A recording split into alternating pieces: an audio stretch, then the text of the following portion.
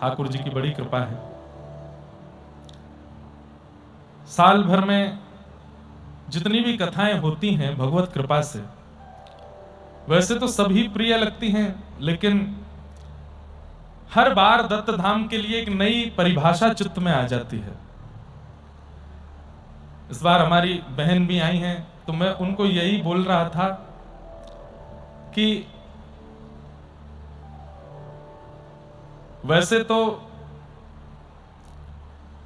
मन चित्तवृत्ति सदा वृंदावन की ही रहने वाली है, लेकिन फिर भी देह का जन्म और देह की पहचान कि मैं क्या हूं, ये मुझे वृंदावन में हुआ।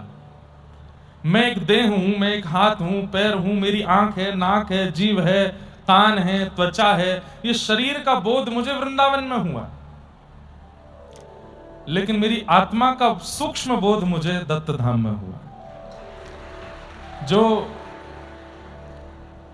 जो चित्त में विराजमान है, जिसकी खोज करने के लिए पूरा विश्व दौड़ रहा है, अंतर्बोध, आत्मबोध, और जिस बोध को कराने के लिए हजारों वर्षों से प्रवचन चलते आ रहे हैं और हजारों वर्षों तक चलते रहेंगे, लेकिन फिर भी वो बोध इतना सहजता से हो नहीं पाता है। मैं ऐसा नहीं कहूंगा कि पूर्ण आत्मबोध हुआ है। पूर्ण आत्मबोध हो जाएगा तो मैं गुरुत्वाकर्षण से ऊपर उठ जाऊंगा, उड़ने लगूंगा आकाश में। अभी भी पृथ्वी पर पैर टिके हैं, इसका मतलब पूर्ण आत्मबोध तो नहीं हुआ। लेकिन जो सूक्ष्म आत्मबोध की प्रारंभ स्थिति का अनुभव जो किया, वो दत्त धाम में हुआ, पूज्य महाराज जी की कृपा से हुआ। यहां पर 2 वर्ष पहले, वैसे तो मैं 3 साल पहले आया था पहली बार।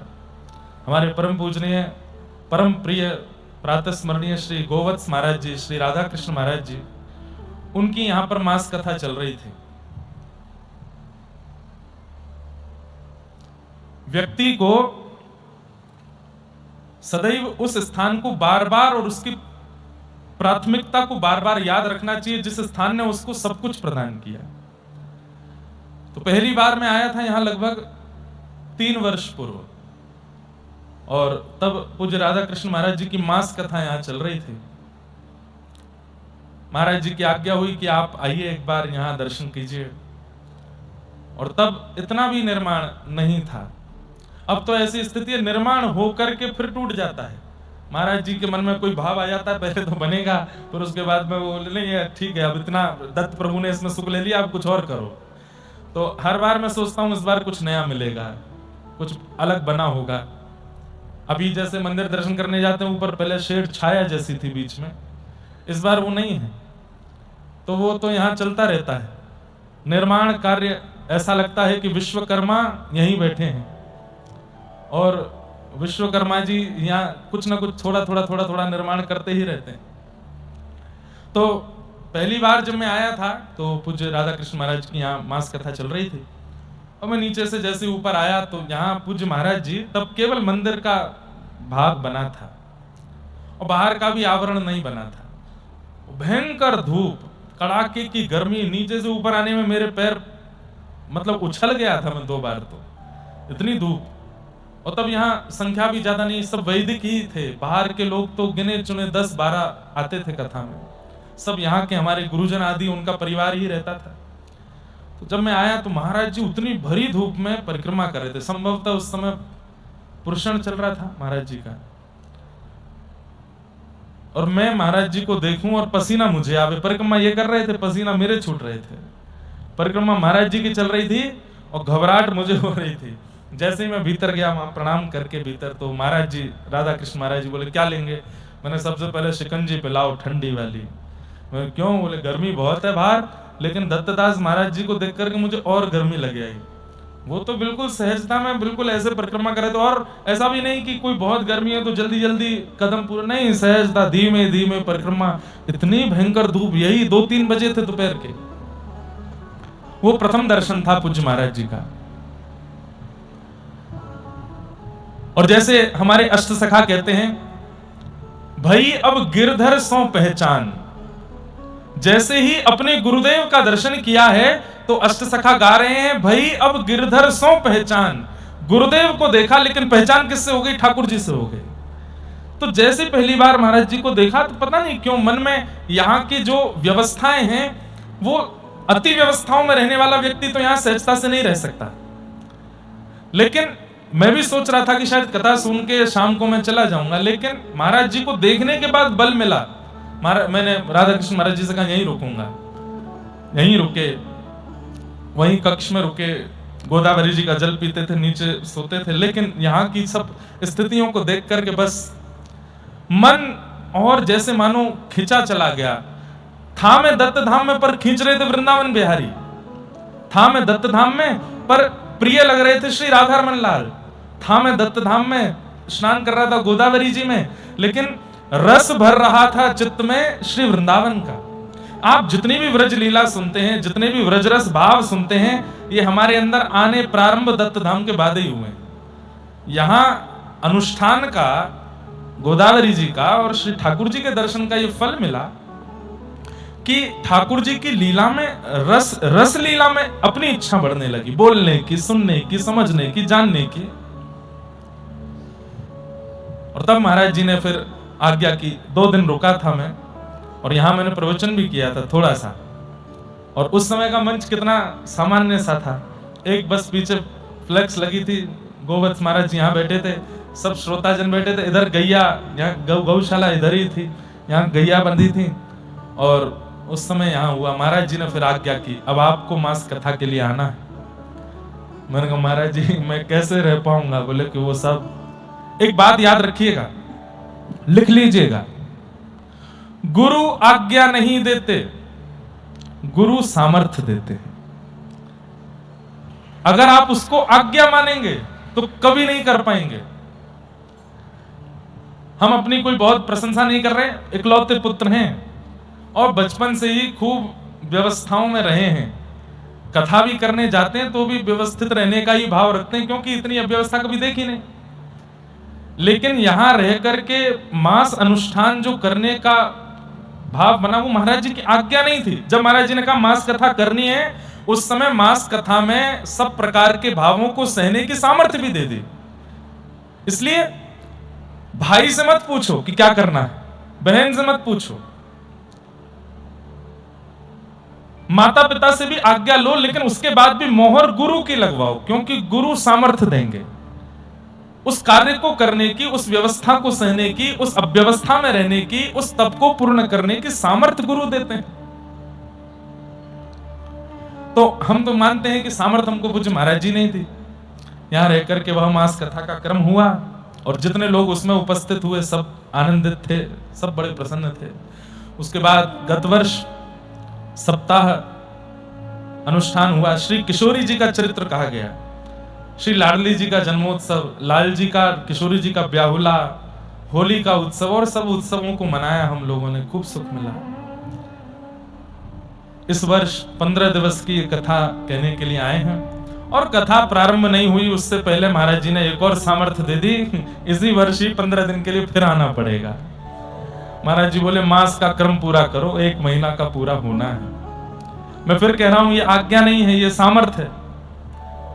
अब या तो जो कथाएं आगे हैं उनसे कह करके कहना पड़ेगा कि भाई अपनी आगे पीछे करो, या फिर वो अपने आप ही फोन करके कह देंगे महाराज जी इस स्थिति में हमारा बन नहीं रहा है, कोई और डेट दे दो, तो ऐसा करके कुछ ना कुछ होगा। सामर्थ्य मिल गई है, हो तो कुछ ना कुछ सेटलमेंट जाएगा। और ये भी नहीं कहा कि सर्दियों में आना, ये कहे वर्षा में आना। बारिशों में मैं पिछली बार बारिशों में ही आए थे, 2 जगह गर्जना चल रही थी, या तो भारत पाकिस्तान के बॉर्डर पर या नासिक में, 2 जगह गर्जना चल रही थी उस समय। और मैं जैसे कथा करके कमरे में जाता, हमारे सब पंडित जी लोग न्यूज खोल के बैठे होते थे, एक और ड्रोन छोड़ दिया, और अब तो वहां पठानकोट में एक वो गिर गया, और पंजाब में ये हो रहा, चंडीगढ़ बंद हो गया, ब्लैकआउट हो रहा है। मैं महाराज जी से कहूं क्या होगा? बोले उत्सव मनेंगे अपने। और यहाँ क्या हो रहा था? बरसानो बजत बधाई, कीरत ने लाली जाई। किशोरी जी का पूरा बरसाना धाम प्रकट हो गया था दत्त धाम में। तो गत वर्ष वो सप्ताह क्रम रहा, खूब सुख मिला। इस वर्ष ये 15 दिन का सत्र है। मैं अपने मन से बहुत बार पूछा कि इस बार 15 दिन क्या करें, तो एक भाव तो आया कि पिछले से पिछले साल प्रहलाद चरित्र पर कथा विश्राम हुई थी, वहीं से शुरू करो। पर फिर हुआ कि वो तो एक साथ जब महीने भर की आसन पर बैठेंगे तो ही करेंगे, प्रहलाद चरित्र से आगे प्रारंभ करेंगे। तो फिर इस साल क्या करें? तो मन में भाव आया, स्वच्छंद रखते हैं, स्वतंत्र रखते हैं, जो भाव मन में प्रकट हो जाएगा उसी पर कहेंगे। लेकिन परसों अहिल्यानगर में मुख से निकल गया था कि अष्ट सखाओं पर चर्चा मुझे करनी है। बहुत वर्ष हो गए नहीं की है। हमारे श्री ठाकुर जी के अष्ट सखा गिरिराज जी में कौन कौन है? सूरदास, कृष्णदास, नंददास, कुंभनदास, छीत स्वामी गोविंद दास, और कौन कौन से हो गए? चतुर्भुज दास। कितने हो गए? 7 हो गए। एक और रह गए हैं। कौन से रह गए? सूरदास, कृष्णदास, नंददास, छीत स्वामी, चतुर्भुज दास और कुंभन दास। कौन से रह गए हैं? कुंभन दास हो गए, एक कोई रह गए, एक का नाम रह गया। हाँ, परमानंद दास। वाह, परमानंद दास को ठाकुर लायो पिल्ला घेर। इतना सुंदर चरित्र है, इतना सुंदर भाव है इन अष्ट सखाओं का। तो इस बार मेरे मन में आया कि 15 दिन है, अष्ट सखाओं पर चर्चा करते हैं। जब तक अष्ट सखा हो पाएंगे, 8 दिन में हो, 10 दिन में हो, 12 दिन में हो, 15 दिन भी लग सकते हैं, अष्ट सखाओं पर चर्चा करेंगे। और जिस दिन अष्ट सखाओं की वार्ता पूरी होगी, फिर जितने दिन बचेंगे उतने दिन श्री चैतन्य चरितामृत सुनाएंगे, श्रीमन चैतन्य महाप्रभु का चरित्र सुनाएंगे। बहुत सुंदर है। अगर चैतन्य चरित्र शुरू हो गया तो श्री गोदावरी जी में एक धारा और जाएगी यहां से, सबके नेत्र अश्रुओं की। ऐसा चैतन्य चरित्र है। तो ये मन में भाव लेकर के आया था। श्रीमद् भागवत जी के उदाहरणों के साथ इन भक्तों के, अष्ट सखाओं के और श्री चैतन्य चरित्र का सुंदर भाव हम लोग श्रवण करेंगे। आप सब लोग बंधुओं नियमों का पालन कीजिएगा, ये मेरी भी प्रार्थना है आपसे।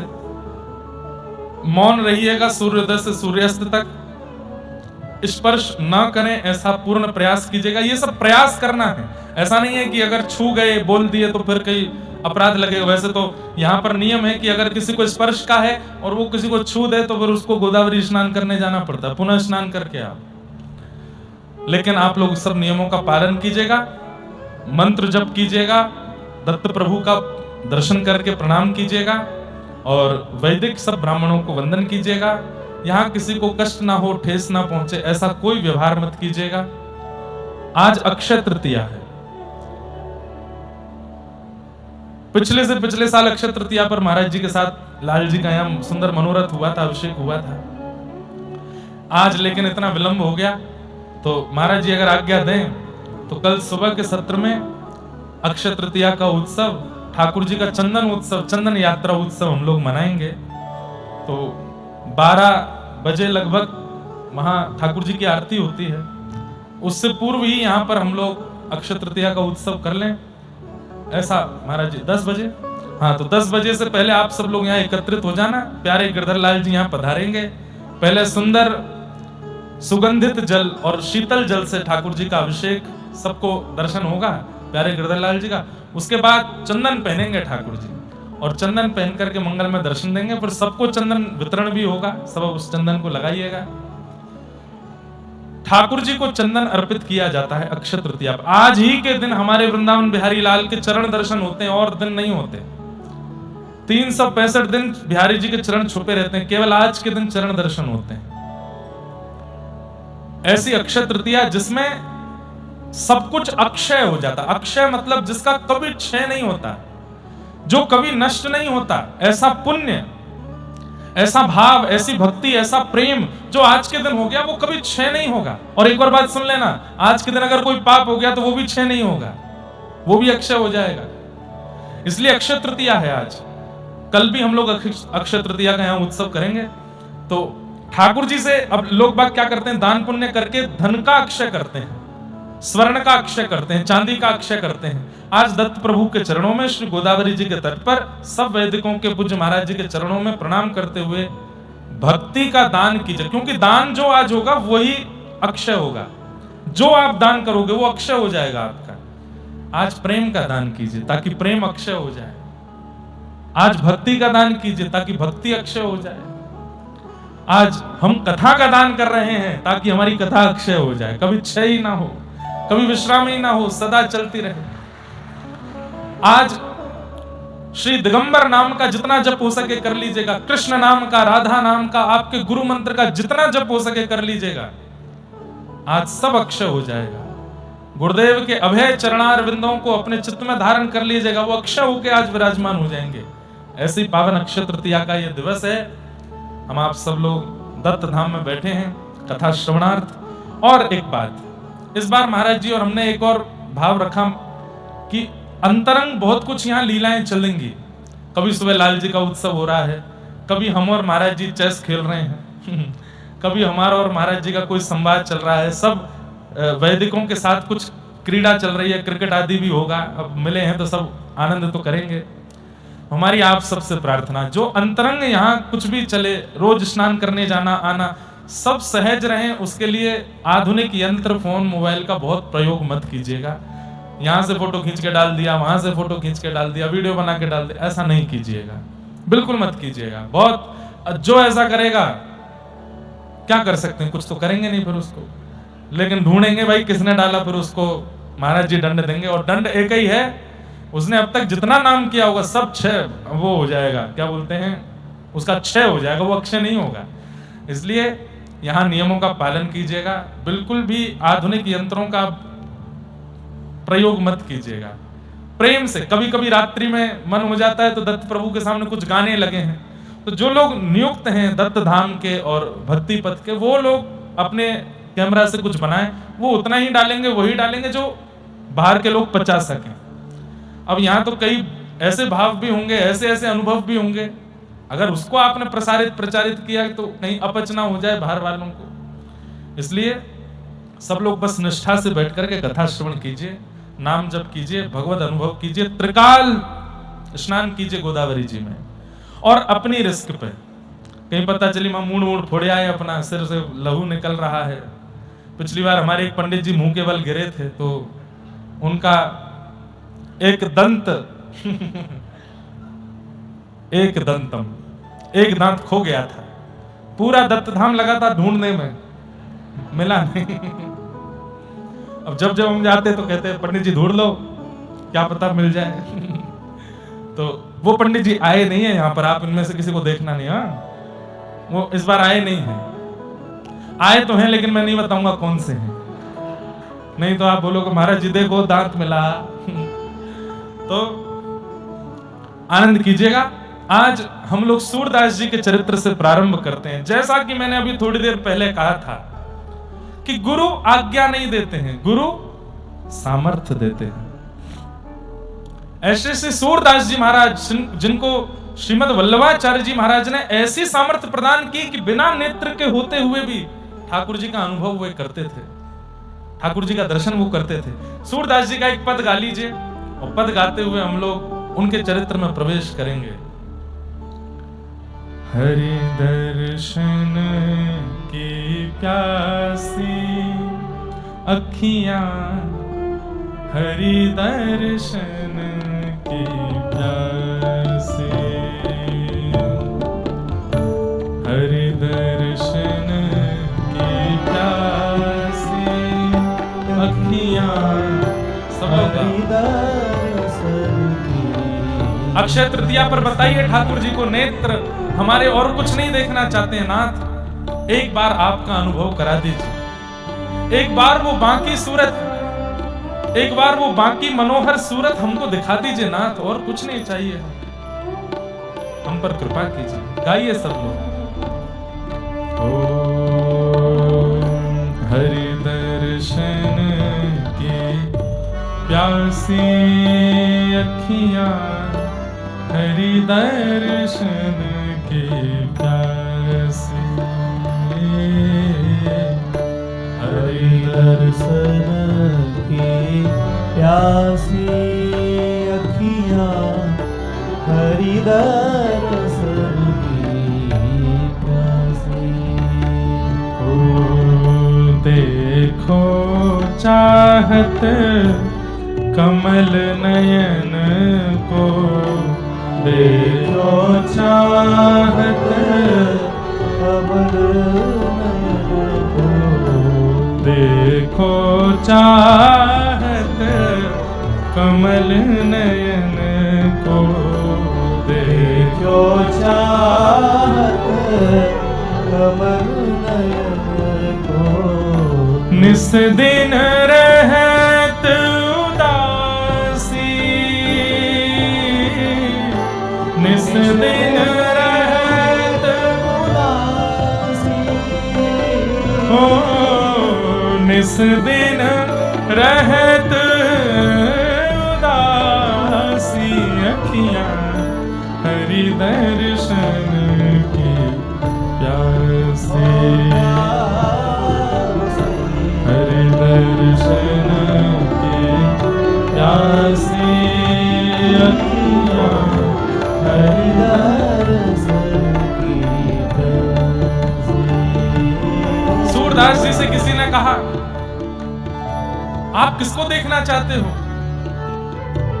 सूरदास जी वर्णन कर रहे हैं, केसर तिलक मोतिन की माला, वृंदावन के वासी, केसर तिलक मोतिन की माला, वृंदावन के वासी,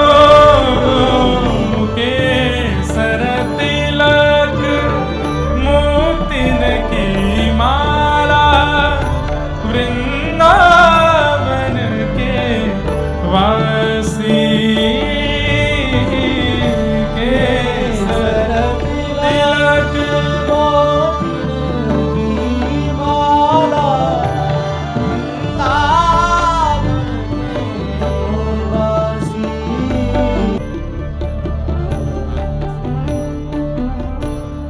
केसर तिलक मोतिन की माला, वृंदावन के वासी,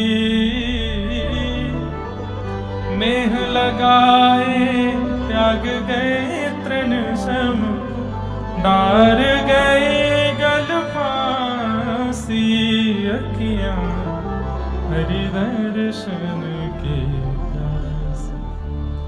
वृष्णीनां प्रवरो मंत्री, कृष्णस्य दयितः सखा, शिष्यो बृहस्पतिर्साक्षात् उद्धवो बुद्धिसत्तमः। एक बात निश्चित है, इस संसार में जो भी भक्त आए हैं वो पूर्व में ठाकुर जी के काल में आ चुके हैं, और ठाकुर जी ने पुनः उनको फिर भेजा है, पुनः भक्ति जागृत करने के लिए इस कलिकाल में। श्री सूरदास जी महाराज अपने पूर्व जन्म में श्री उद्धव जी के अवतार थे, भगवान के परम सखा। वृष्णीनाम प्रवरो मंत्री, कृष्णस्य दयितः सखा, शिष्यो बृहस्पतिर साक्षात उद्धवो बुद्धि सत्तम। श्री उद्धव जी महाराज वही श्री सूरदास जी के रूप में प्रकट हुए हैं।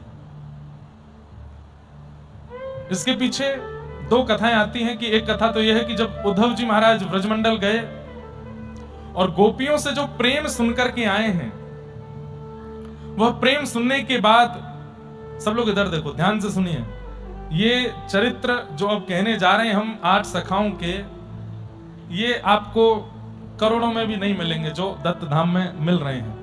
कहने का अभिप्राय है कि ये बंबई में होंगे तो इतने रस में नहीं होंगे, ये और किसी शहर में होगा इतना रस में नहीं होगा, ये दत्त धाम में होगा तो मुझे निश्चित है कि इसमें कुछ ना कुछ ऐसा जरूर प्राप्त होगा जो भक्ति वर्धक हो। इसलिए ध्यान से सुनिए एक एक शब्द। महाराज जी हम तो सोचते हैं पंचपदी की तरह कथा का भी एक नियम बना दें, जो इधर उधर देख रहा हो उसको तरफ खड़े हो जाओ, कान पकड़ो थोड़ी देर कान पकड़े खड़े रहो, या फिर व्यास जी के आने के बाद जो कथा में आवे वो कान पकड़ के खड़ा रहे, कम से कम कब तक, जब तक एक श्लोक ना बोल दिया जाए।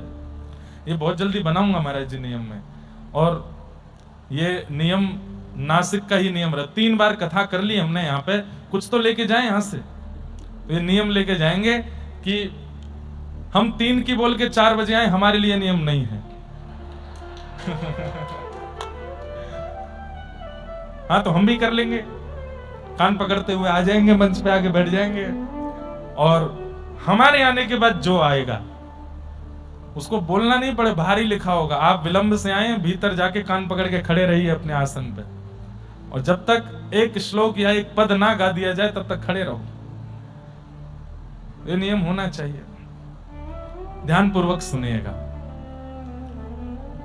उद्धव जी महाराज जब वृंदावन गए तो व्रज गोपिकाओं का जब उन्होंने रस सुना और वह प्रेम जब देखा, तो उद्धव जी को एक मीठी ईर्ष्या होने लगी कि मैं ऐसे प्रेम में क्यों नहीं हूं, ये भाव, ये स्थिति, ये रुदन, ये विरह मेरे चित्त में क्यों नहीं हो रहा है। व्रज की गोपियां जो उद्धव को एक भौरे के रूप में देख करके ज्ञान उपदेश कर रही हैं, उन व्रज की गोपी श्री राधा रानी, यशोदा मैया, नंद बाबा, तन सुखा, मन सुखा, धन सुखा, इन सब सखाओं की जो विरह की स्थिति है कृष्ण के वियोग में, लाला चलो गयो है, वाके वियोग को जो इनको भाव है रहो है, वाकू देख करके उद्धव जी कह रहे हैं ऐसा भाव मेरे चित्त में क्यों नहीं है।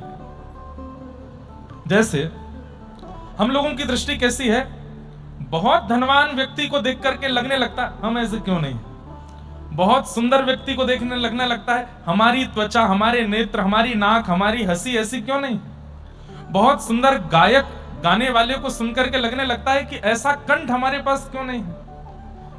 लेकिन भक्त कैसा होता है, वो दूसरे की भक्ति, दूसरे की स्थिति और विशेष रूप से दूसरे का विरह देख करके उसके चित्त में आता है कि मेरे चित्त में ऐसा विरह क्यों नहीं है, ऐसा भाव क्यों नहीं है। उद्धव जी महाराज आज तक एक अभिमान में रहते थे कि मैं बृहस्पति का शिष्य हूं, मैं भगवान का दैत्य सखा हूं, मैं यदुवंशियों का महामंत्री हूं, बुद्धि में बहुत पारंगत हूं।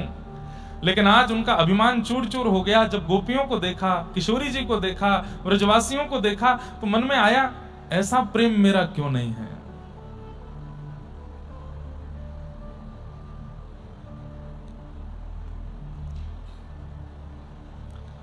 ऊधो मन ना रहे 10-20, हे ऊधो मन ना रहे 10-20, एक हाथों सो गयो श्याम संग, एक हाथों सो गयो श्याम संग, को राधे को ईस, ऊधो मन ना रहे 10-20, ऊधो मन ना रहे 10-20,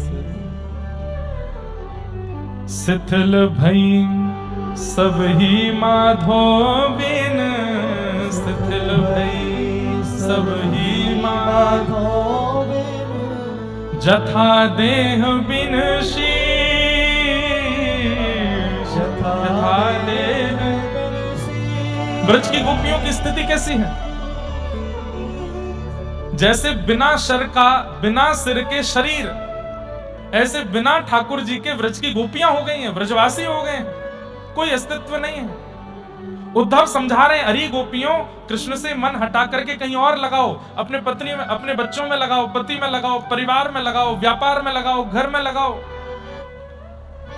गोपियां कह रही उद्धव हमारे पास 10-20 मन नहीं है कि एक कृष्ण को दे दिया, एक पति को दे दिया, एक बच्चों को दे दिया, एक हाथों सो, एक ही था, गयो श्याम संग, को राधे को ईश, ऊधो मन न भय 10-20। ये तो हम आप सब लोग संसार के हैं, हमारे 20 मन हैं, एक इसको दिया, एक उसको दिया, एक वहां दिया, एक इधर दिया, एक यहां दिया, एक इधर, सब जगह बांट देते हैं।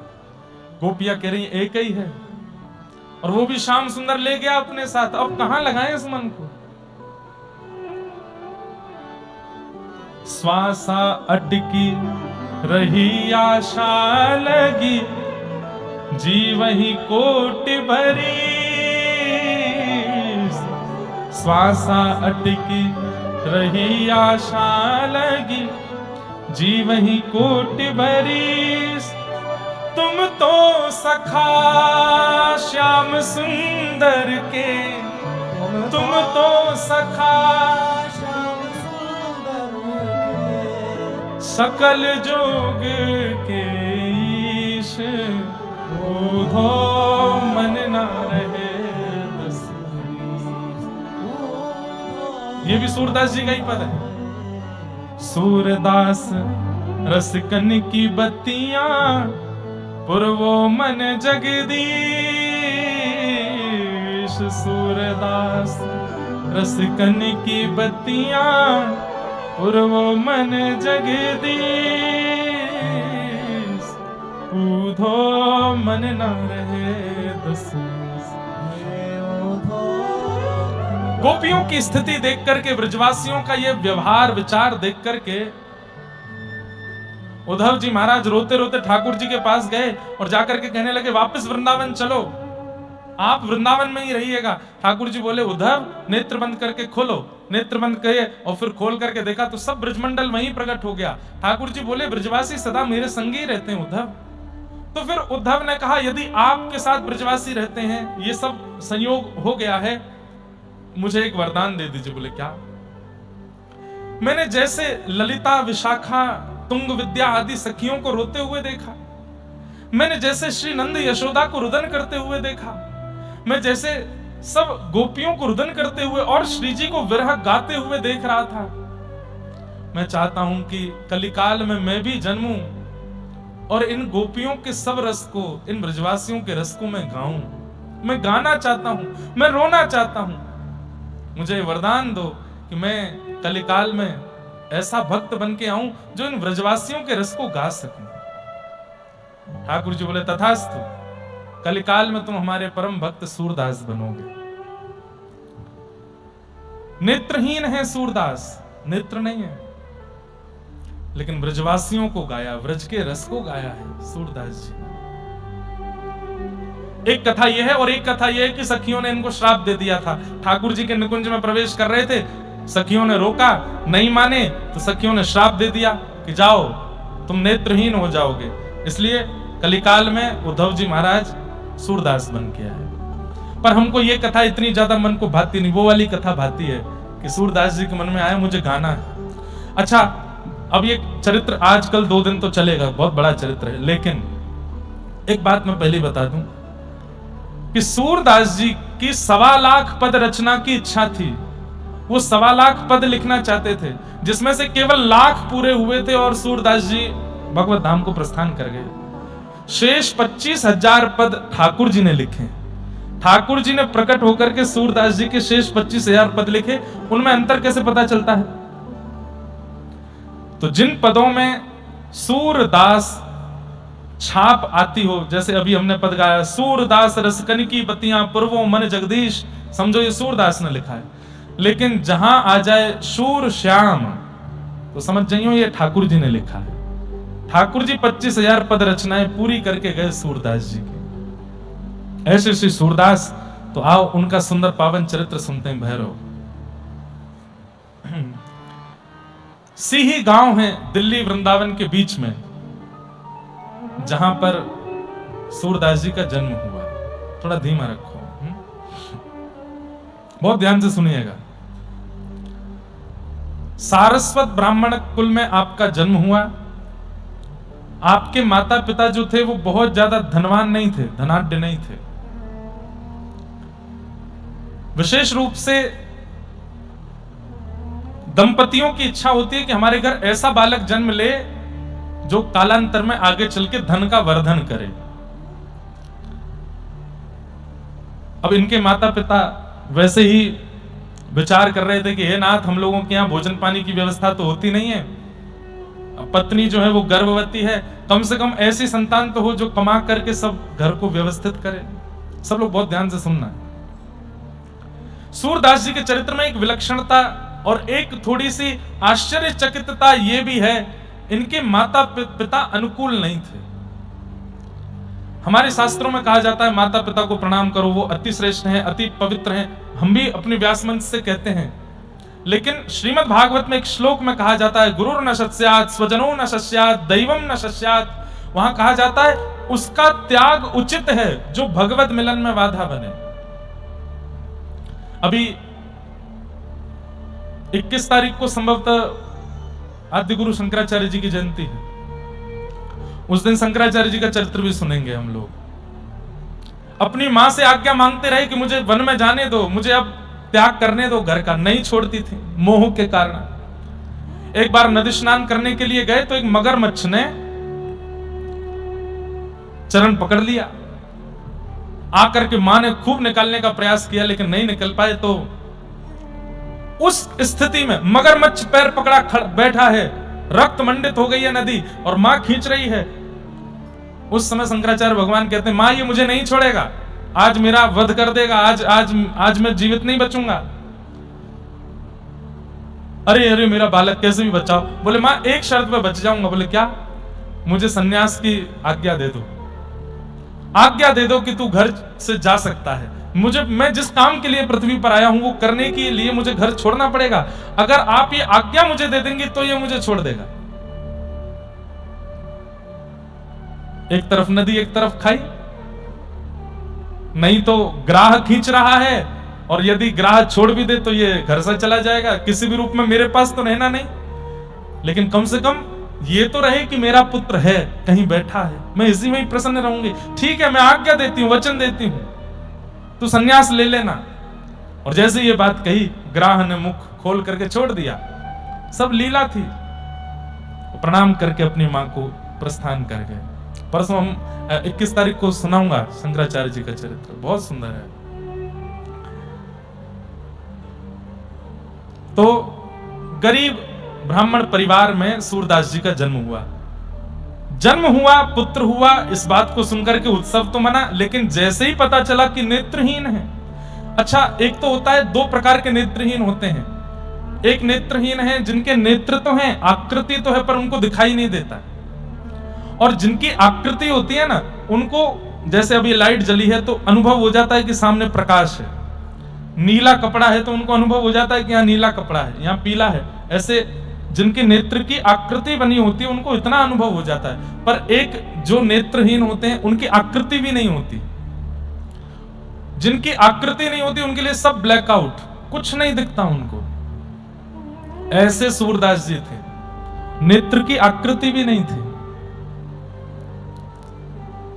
5 दिन का बालक कितना प्रेम चाहता है पूरे परिवार से, लेकिन रो रहे हैं एक कोने में सूरदास और घर में मातम मनाया जा रहा है। क्यों?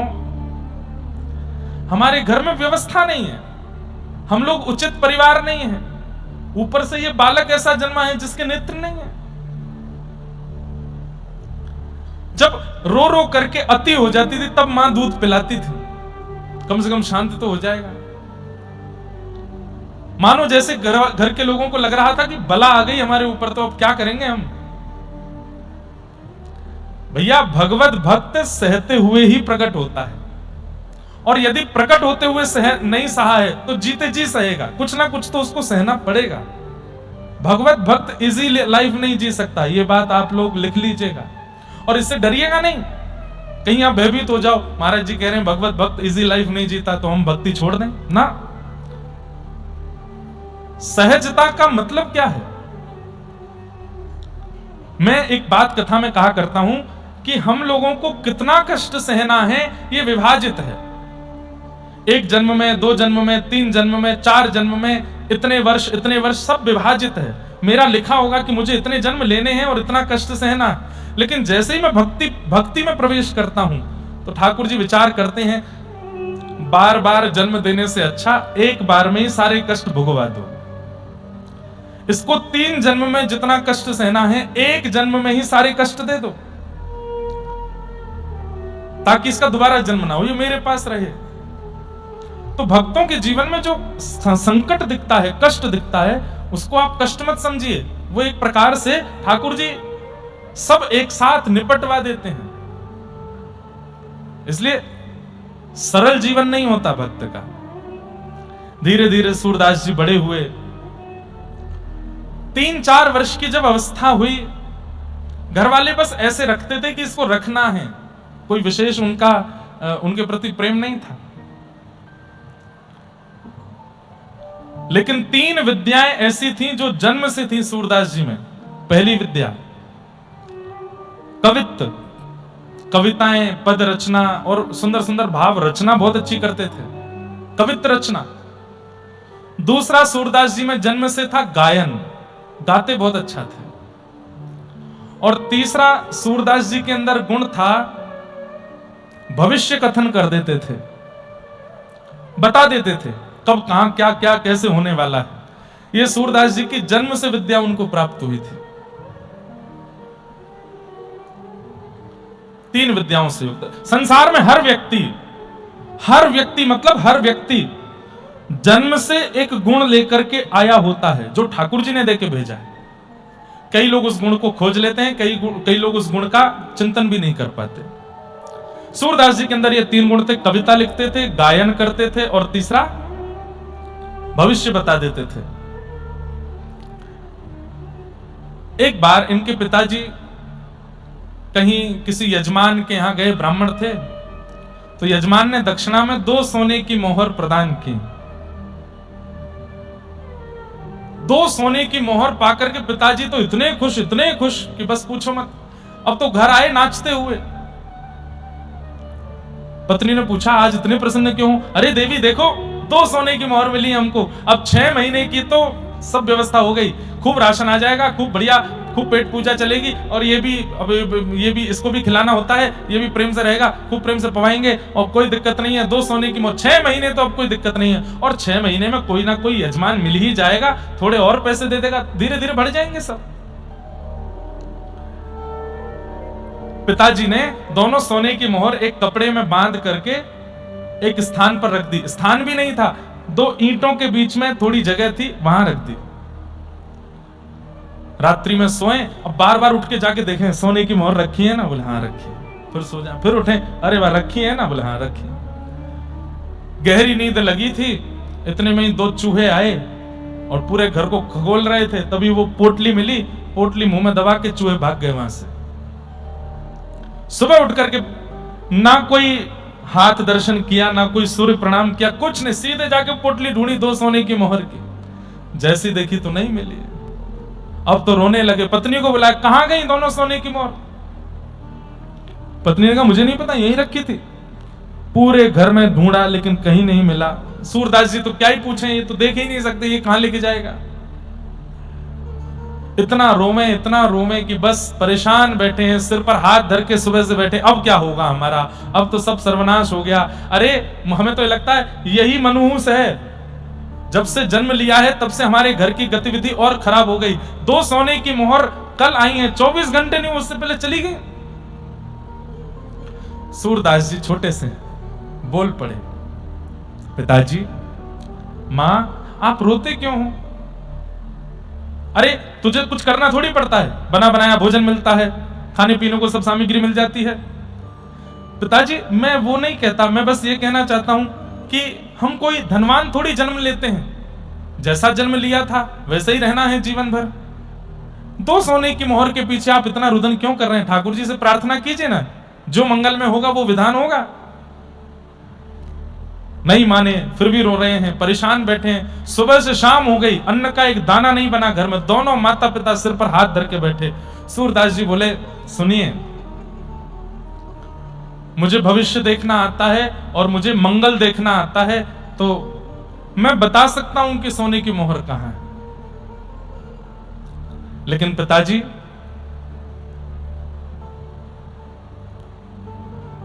क्या? सोने की मोहर बता तो दूंगा, लेकिन फिर मैं यहां नहीं रहूंगा, मैं चला जाऊंगा घर से। माता पिता बोले, तू चला जाना, जहां तेरा मन हो तू चला जाना, तू बस बता सोने की मोहर कहां है। सूरदास जी ने तुरंत एक स्थान पर बैठ करके ध्यान लगाया, बता दिया। और रात्रि 2 चूहे आए थे, पोटली को ले गए, दांतों से कुतुर दी है, एक सोने की मोहर तो यहाँ से सीधे जाएंगे तालाब के पास एक पेड़ के नीचे पड़ी है, और एक सोने की मोहर उससे भी आगे थोड़ा जाएंगे वहां पड़ी है, आप ढूंढ लीजिए। पिताजी दौड़ करके गए, जाके देखा तो दोनों सोने की मोहर मिल गई, लेकर के घर आ गए, फिर से खुश हो गए, पत्नी से देखो मिल गई, अब इनको संभाल के रखना। सूरदास जी अपनी लाठी ढूंढ रहे थे, नेत्रहीन है। ए सूरदास कहां जाओगे अब तुम, चलो ऐसे नहीं करते, अब बोल दिया था हमने ऐसे, अब कोई बात नहीं, रहो तुम यहीं रहो घर पर। नहीं पिताजी, मैंने कहा था कि मैं चला जाऊंगा, अब मैं जाता हूं। अरे माता पिता हैं, थोड़ा बोल देते हैं, इतना बुरा मानने वाली क्या, रुको घर पे। सूरदास जी बोले अच्छा मैं रुक जाऊं, बोले हाँ, लेकिन पिताजी एक बात सुनो। बोले क्या, अगर मैं रुका तो ये सोने की मोहर फिर चली जाएंगी। जैसे ही कहा कि फिर चली जाएंगी तो माता पिता कुछ बोले नहीं, मौन हो गए दोनों। सूरदास जी ने थोड़ी देर देखा, जब कुछ नहीं बोले, मंद मंद मुस्कुराते हुए अपनी लाठी लेकर के निकल गए। पिताजी ने आवाज भी नहीं लगाई पीछे से, कुछ खा के तो जाओ। मां ने एक बार भी नहीं कहा कि कुछ वस्त्र तो ले जाओ। और सूरदास जी जा रहे हैं, नेत्रों से अश्रु गिर रहे हैं। और तब जीवन में पहली बार सूरदास जी ने एक पद गाया, सुनेरी मैंने निर्बल के बलराम, सुनेरी मैंने निर्बल के बलराम। अरे अरे सूरदास अपने आप को समझा रहे, तू परेशान क्यों होता है, संसार में कोई अनाथ नहीं है। नाथ तू अनाथ को अनाथ कौन मोसो, मोह समान आरत नहीं, आरत हर तो। संसार में कोई अनाथ नहीं होता। जिसने शरीर दिया है, जिसने मन बुद्धि दी है, जिसने हाथ पैर दिए हैं, कान दिए हैं, जीव दी है, बस नेत्र ही तो नहीं दिए। अरे मुझे जन्म दे करके भेजा है, नेत्रहीन बना के भेजा, कोई तो कारण होगा। मैं बेवजह तो नहीं आया हूं संसार में, किसी कारण से तो भेजा होगा। और नहीं है माता पिता तो क्या हो गया। अपने माता पिता को चित्त से प्रणाम, दंडवत प्रणाम करके सूरदास जी निकल गए, और बस मन में यही भाव गाते जा रहे हैं, सुनेरी मेरे निर्बल के बलराम। मैंने तो सुना है कि वे निर्बलों के बल हैं, सबको बल देते हैं।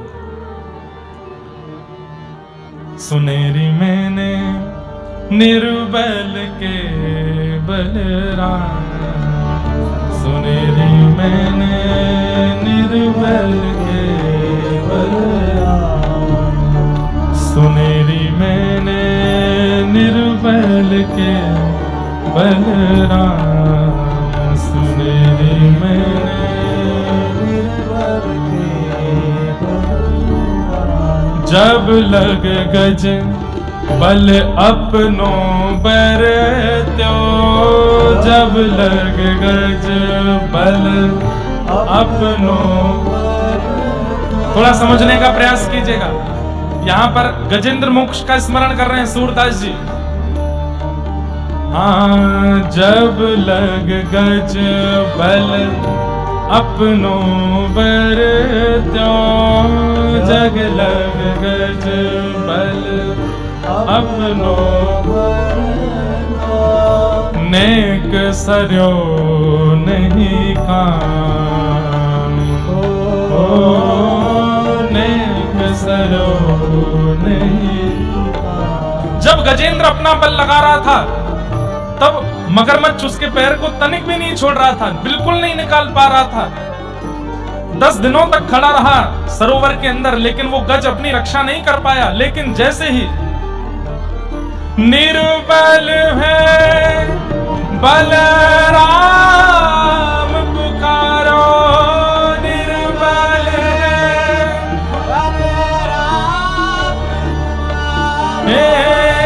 निर्बल है बलराम पुकारो, निर्बल है बलराम। तब आए आधे नाम,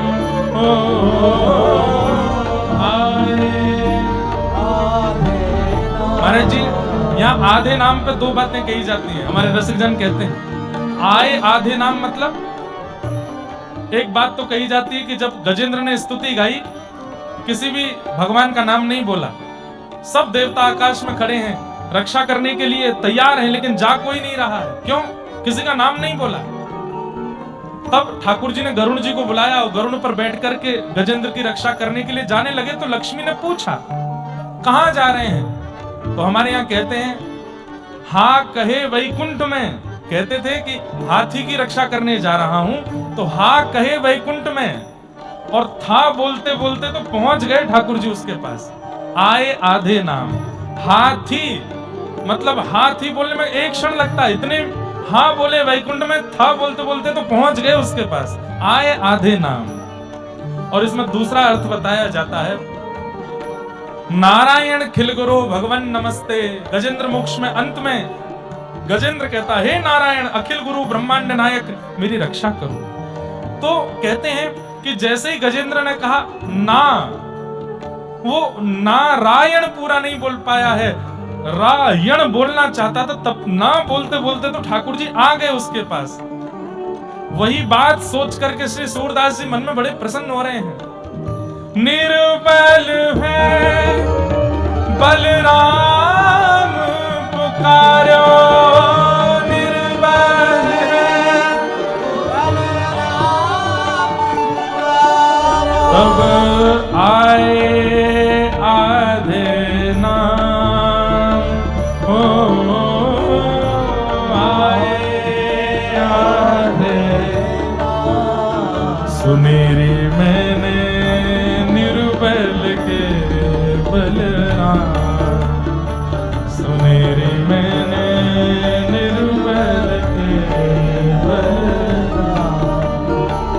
तीसरी बात कह रहे हैं द्रुपद सुता निर्बल भईता दिन, द्रुपद सुता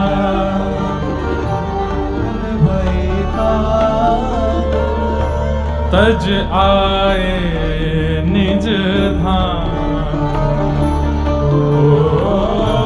तज आए निज धाम। हे दुशासन की भुजा थकित भई, दुशासन की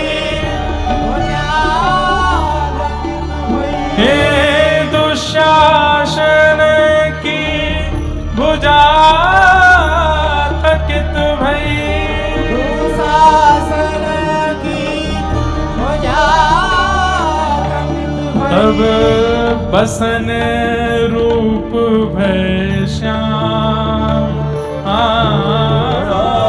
बसन रूप भय श्याम। सूरदास जी सोच रहे हैं महाभारत की सभा लगी है, बड़े बड़े योद्धा चारों तरफ बैठे हैं, और उस समय खेल में अपनी पत्नी को हार गए हैं पांडव।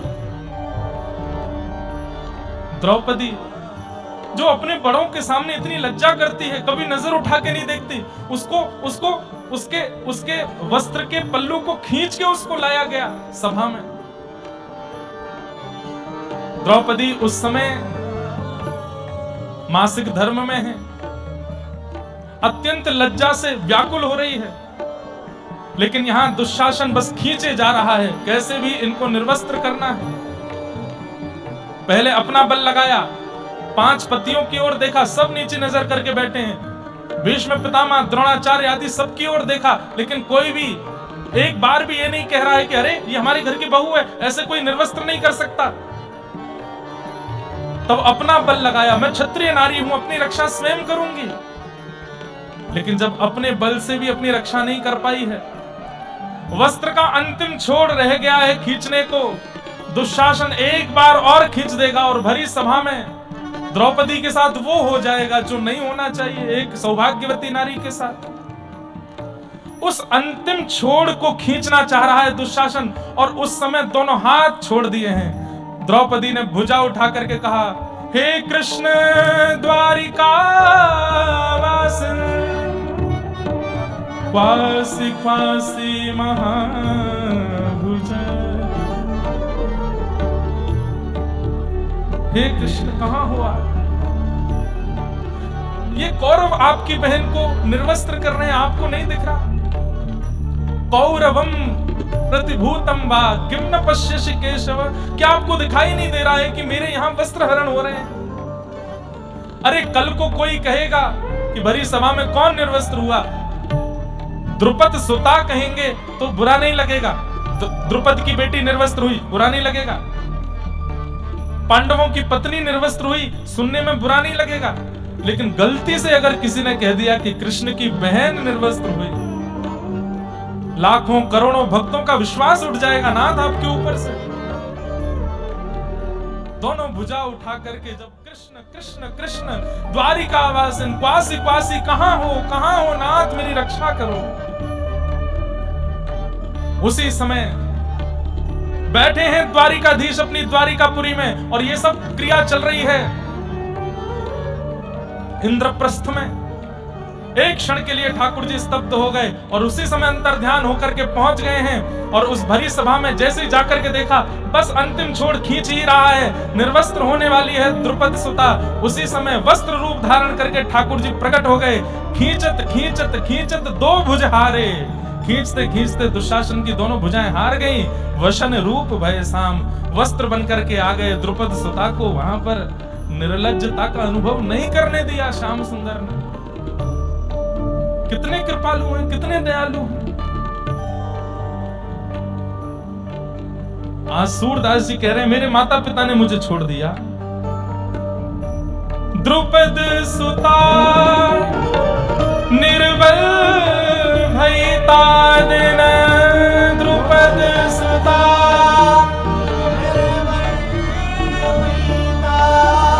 हो तज आए निज धाम, तज आए निज धाम।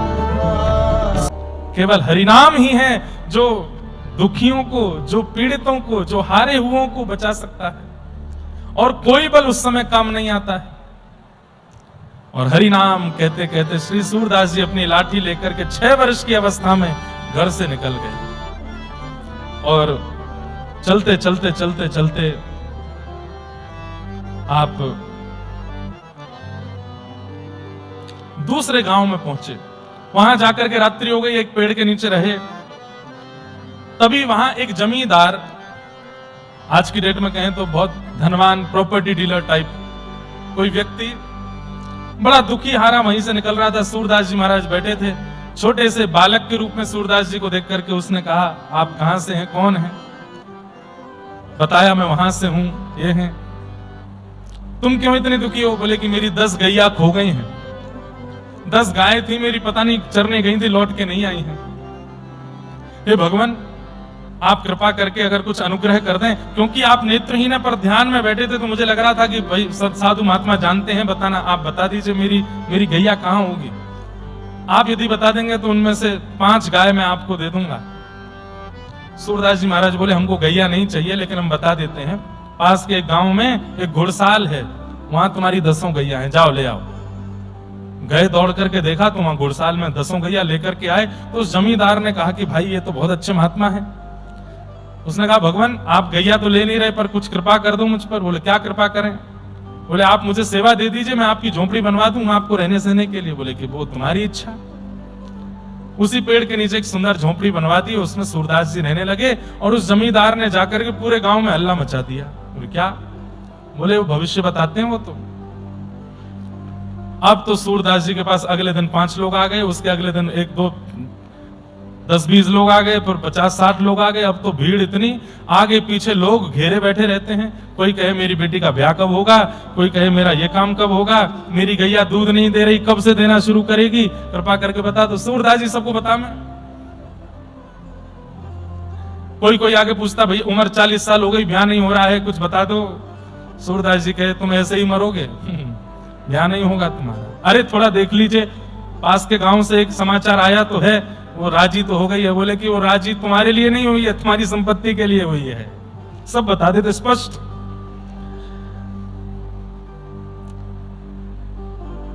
उनमें से कईयों ने तो सूरदास जी को गुरु मान लिया, वो यही हमारे गुरु जी हैं, सब जानते हैं, सब बता देते हैं। लेकिन सूरदास जी की रुचि उसमें कम थी। वो एक समय पर बैठ के जब सत्संग करते थे उसमें उनको बड़ा आनंद आता था। और सूरदास जी अपनी प्रारंभिक समय में दीनता के पद ज्यादा गाते थे। ठाकुर जी परब्रह्म है, हम सब दीन हैं, हम सब सेवक हैं, हम सब उनके दास हैं, ऐसे पद उन्होंने ज्यादा गाए। लेकिन 18 वर्ष की अवस्था हो गई।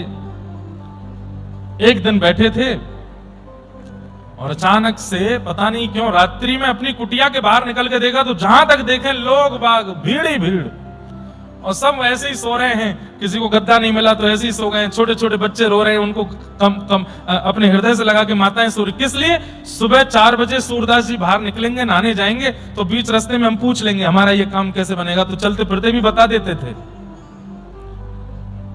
सूरदास जी बोले इनमें से एक भी भक्ति युक्त होने के लिए, ज्ञान युक्त होने के लिए नहीं आया है, सब चमत्कार के पीछे आए हैं। तो सूरदास जी बोले सुबह होने दो। सुबह हुई, जैसे ही ब्रह्म मुहूर्त हुआ सूरदास जी कुटिया के बाहर आके बैठे। हजारों लाखों लोग चारों ओर सब जय जयकार कर रहे हैं, सूरदास जी की जय हो, सूरदास जी की जय हो। पहले उनको सूरदास ने सूर स्वामी कहा जाता, सूर स्वामी की जय हो। सूरदास जी बोले सब लोग शांति रखो, हम एक घोषणा करने वाले हैं, सब लोग ध्यान से सुनना। क्या घोषणा करेंगे? सब बिल्कुल सुई गिर जाए तो आवाज आ जाए, इतनी शांति में सुने। सूरदास जी बोले आज के बाद हम भविष्य कथन नहीं करेंगे। हमको कल रात्रि में कुछ आज्ञा हुई भगवान की और हम आज के बाद किसी को कुछ नहीं बताएंगे, भविष्य बताना आज से बंद। सब एक दूसरे, तो फिर क्या करोगे? बोले यहां बैठ के भजन करेंगे और शाम को 1 घंटा प्रवचन करेंगे, जिसको आना है आओ। 10 लोग भी नहीं रहे, सब चले गए। जितने थे सब वहां से लौट के चले गए।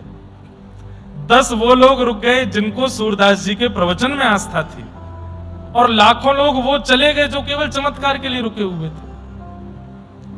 सूरदास जी प्रसन्न हो गए, बोले बस जितना कम सामान रहेगा उतना सफर आसान रहेगा। बढ़िया है, जीवन के इस सफर में जितनी कम बोझ लेकर के चलेंगे बढ़िया। ये क्या चमत्कार का हमने अपने ऊपर ले रखा था, छोड़ छाड़ दिया, सब नहीं बताएंगे। अब 10 ही लोग रह गए। सूरदास जी बोले ये है संसार की वास्तविकता। आप काम के हो तो आपके पीछे सब हैं, और आप किसी काम के नहीं हो तो कोई नहीं है।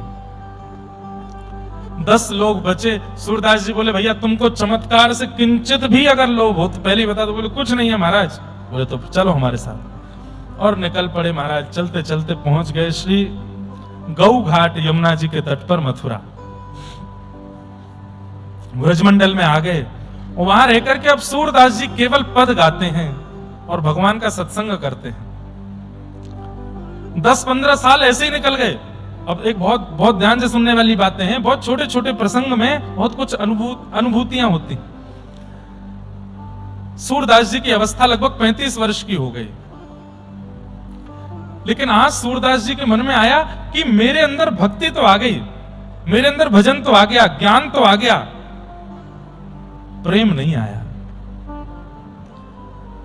मैंने सुना है कि यहां बैठ करके लोग कथा सुनते हैं, प्रवचन सुनते हैं, नेत्र सजल हो जाते हैं, उनके नेत्रों से अश्रु गिरने लगता है। मेरी इस अवस्था तो अभी तक नहीं बनी। क्यों नहीं बनी? गुरु नहीं आए मेरे जीवन में, मेरे जीवन में गुरु नहीं आए। एक बात कहें बंधुओं, बहुत कम अवस्था में गुरु मिल जाएं ऐसी भावना मत रखिए। प्रारंभिक भजन केवल इसलिए कीजिए कि मुझे गुरु मिल जाएं, और गुरु मिलने के बाद जो भजन होगा वो ठाकुर जी की प्राप्ति के लिए होगा। प्रारंभिक भजन तो गुरु प्राप्ति के लिए हो। अभी जो भजन चल रहा है वो किस लिए हो? कि मुझे मेरे जीवन के गुरु मिले। पहले भजन से गुरु मिले, गुरु मिलने के बाद गोविंद मिले। 35 वर्ष बाद आज सूरदास जी विचलित हो गए और मन में सोचने लगे मेरे गुरु नहीं है। मेरे गुरु कौन है? मेरे आचार्य कौन होंगे? मेरे नाथ कौन है? मेरे स्वामी कौन है? यमुना जी से प्रार्थना करने लगे, व्रज से प्रार्थना करने लगे, रजरानी से प्रार्थना करने लगे, मेरे जीवन के सदगुरु भेजिए मेरे पास। और बस अब तो यही व्याकुलता है कि गुरु मिलें, गुरु मिलें, गुरु मिलें। सुन ली उनकी पुकार। श्रीमद् वल्लभाचार्य महाप्रभु भारत भ्रमण करते हुए जैसे ही ब्रजमंडल आए, पूरे ब्रज में जय जयकार चल रही थी, हजारों लोग उनके आगे पीछे जय जयकार करते हुए चलते थे। श्री कृष्ण शरणम मम की गूंज हो रही थी। पास के गौ घाट के ऊपर श्री वल्लभाचार्य महाप्रभु आए। हल्ला हल्ला सुनकर के श्री सूरदास जी महाराज ने कहा, भैया इतना शोरगुल है, बाहर इतने सारे लोग, ये किस लिए हैं? बोले, अरे श्रीमन महाप्रभु श्री वल्लभाचार्य महाप्रभु पधारे हैं, उनके शिष्य आदि आए। बस वल्लभाचार्य नाम सुनते ही मानो जैसे परम शांति का अनुभव होने लगा। सूरदास जी को ऐसे लगने लगा जैसे अत्यंत प्यासे को जल पिला दिया गया हो। मन में इच्छा हुई, अभी ये इच्छा नहीं हुई कि यही मेरे गुरु हैं, मन में केवल इच्छा हुई कि इनका इतना नाम मैंने सुना है, इतना इनका यश है, और सबसे बड़ी बात वो केवल भक्ति पर प्रवचन करते हैं और उनकी कथा सुन के, प्रवचन सुन के लोग भक्त बन जाते हैं। भैया कोई हमें दर्शन करा लाओ। गांव के लोग बोले, सब लोग इधर देखो, ध्यान से सुनो। हाँ लाली, क्या चाहिए? कहां को आ रही हो भगवती? जय हो, जय हो। अनसुईया मैया हैं, दत्त प्रभु ने भेजे, जाओ मैया आप ही वंदन कर आओ व्यासपीठ को। क्या बता रहा था मैं? कहां चल रही थी कथा? अच्छा, हम बोले जा रहे हैं, आपको समझ तो आ रही है ना? सबको हिंदी समझ आती है ना? यहाँ पे 2 बार कथा कर चुके हैं हम पहले भी, हमको पता है, लेकिन फिर भी कई लोग ऐसे हैं जो मराठी ही बोलते हैं या संस्कृत ही बोलते हैं। सबको हिंदी समझ आ रही? हाथ ऊपर करके एक बार बता दो। हाँ ठीक है, ठीक। बस मास कथा में हम रोज परीक्षा लेते थे, रोज लोग लिख लिख करके लाते थे 24 गुरुओं के ऊपर। इस बार भी महाराज जी से आज्ञा लेके कुछ परीक्षा जैसी करते हैं, और पूछने पर जो उत्तर नहीं देगा उसको कान पकड़ के खड़ा होना पड़ेगा थोड़ी देर, ठीक है? कथा में प्रारंभ के 10 मिनट केवल प्रश्न उत्तर करेंगे, ठीक है? और रैंडमली ऐसे उठा के, हाँ भाई तुम उठो बताओ, ध्यान से सुनना, कल कहीं आपका नंबर नहीं आ जाए। भाई कभी कभी ऐसे ही सुनानी पड़ती है कथाएं ताकि भक्ति चित्त में आवे। ध्यान से सुनो। तो सूरदास जी महाराज किसी से बोले, भैया वल्लभाचार्य जी आए, गौ घाट पे बैठे, हमें दर्शन करा लाओ। तो गांव का कोई व्यक्ति बोला, अरे आपको दिखता तो है नहीं, लाठी पकड़ के चलते हो, इतनी भीड़ भाड़ है वहां पर। और वैसे भी सूरदास जी बुरा मत मानियो, ब्रजवासी तो ब्रजभाषा ऐसे ही बोल देते हैं, ब्रजवासी लोग ऐसे ही बोल देते हैं। बोले, आपको दिखाई तो देवे ना है, कहा देखोगे वल्लभाचार्य जी में? आंखन के आगे कछु दिखे तो है ना है? जैसी स्थिति यहाँ कुटिया में वैसी माए व्यवहारी है, दिखना तो कछु है ना, यहीं बैठे रहो। तो सूरदास जी के नेत्र सजल हो गए। अरे पागल, मैं उनको नहीं देख पाऊंगा, पर वो तो मुझे देख लेंगे ना, वो तो मुझे देख लेंगे। उनकी दृष्टि तो एक बार मुझ पे पड़ जाएगी, और उनकी दृष्टि पड़ गई, गुरु दृष्टि पड़ गई, यही तो हम चाहिए। चल ले चल मोकू। और सूरदास जी लिए लाठी हाथ में चले गए वल्लभाचार्य महाप्रभु का दर्शन करने। बंधुओं, वल्लभाचार्य जी कौन है? भगवान के मुख के अवतार हैं। श्री ठाकुर जी के मुख की इच्छा हुई कि मेरा इतना वर्णन सबने किया, मैं भी तो इसको देखूं ये कैसा है। तब भगवान का मुख ही श्रीमद् वल्लभाचार्य जी के रूप में प्रकट हुआ। सोचिए, भगवान के अंग प्रत्यंगों को भी इच्छा हो जाती है कि हम भी तो अपना अनुभव करें। कितना सुंदर है भगवान का मुख। वही श्रीमद् वल्लभाचार्य जी के रूप में प्रकट हुए। सूरदास जी गए, जाकर के ऐसी पंक्ति में सबसे आगे बैठे थे। वल्लभाचार्य महाप्रभु देख करके बोले, सूरदास, हमने सुना है आप पंक्तिबद्ध करते हैं, गाते हैं, कुछ गाओ। तो सूरदास जी महाराज बोले, सब आपकी कृपा है, कुछ गाओ। तो सूरदास जी गाने लगे। क्या? कौन कुटिल खल कामी मौसम, जो तन दियो ताहि बिसरायो, जो तन दियो। एक बात कहें बंधु, सूरदास जी के पद में एक विशेषता है, आप कहीं बैठ के गा लीजिए, ठाकुर जी सुनने अवश्य आते हैं। सूरदास जी के पद ठाकुर जी को इतने प्रिय हैं, इतने प्रिय हैं, आप कहीं भी बैठ के गाने लगिए। मैं गाता हूं तो मेरे कहीं ना कहीं के रोंगटे खड़े होते हैं, मुझे लगता है ठाकुर जी आ गए, सुनने आए। इतने प्रिय हैं सूरदास जी के पद। और अभी तो बहुत बड़ा एक चेंज आने वाला है, गुरु जीवन में आ रहे हैं ना। देखिए गुरु के आते क्या होगा सूरदास जी के साथ। अभी तक आपने सारे पद सुने, सूरदास जी ने कैसे पद गाए, क्या गा रहे हैं? जो तन दियो ताहि बिसरायो।